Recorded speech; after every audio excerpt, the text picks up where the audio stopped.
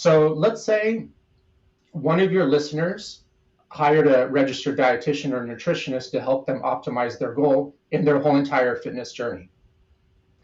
And among like a variety of things, this nutritionist tells them to buy free range organic chicken, which seems like a very solid piece of advice. You know, like free range organic chicken in the person's mental eyes, they're seeing like chickens running around on open pasture, exposed to fresh sunlight, etc., etc.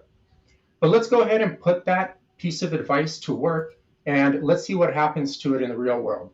So this person sees the nutritionist tells them to buy free range organic chicken, and 99.9% of people that hear that advice will go to the supermarket, because rarely do people source from like local hidden farms where you have to go at specific farmers market hours during specific times of the week. So this person will go to the supermarket and they'll see free range organic chicken and buy that chicken thinking it's actually optimizing their health. But let's go ahead and break down what free range organic chicken is these days. So when you see the phrase rather, free range, all that basically says you have a warehouse with about 40 to 50,000 hens, and they have access to a small little concrete patio, kind of like a smoke break area where they get to kind of roam free during X amount of days.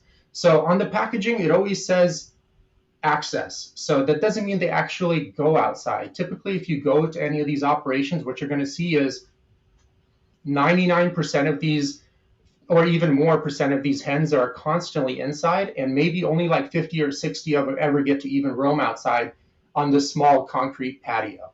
So that's what industry free range really means. And if people want to kind of see an undercover story, they can find they can kind of Google the Intrepid, and it was done by Direct Action Everywhere, and it's an animal rights organization.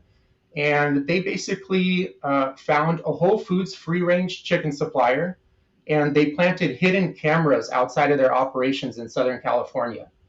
And basically, I forgot the exact time frame, but over like 6 to 8 months, they had these cameras just rolling 24/7, and they didn't see like a single bird outside of any of these free range operations.